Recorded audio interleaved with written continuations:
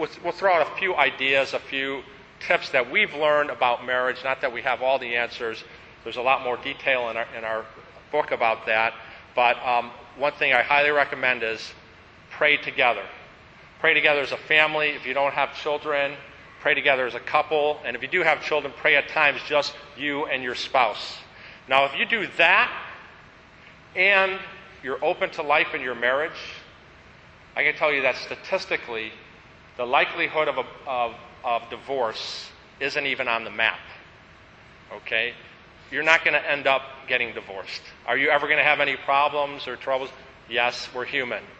But you will be married until death if you pray and you're open to life in your marriage.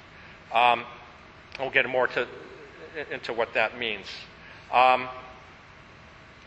So some of the things that we try to do to keep our spouses first after God in our life is to really plan time to spend with each other. And for those of us people who know us know that pretty regularly we go out to dinner, maybe twice a month together. It's what we call our date night.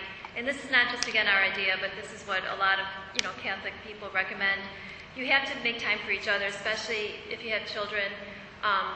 They take your time, work takes your time, everything takes your time.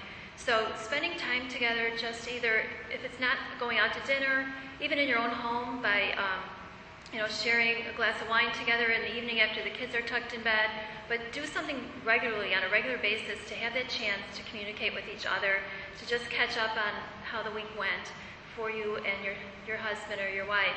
And that's so important because otherwise, you just keep going forward on a almost like a rat race on a cycle that you never stop and really keep that marriage unity that you first had when you were first married one of your top priorities.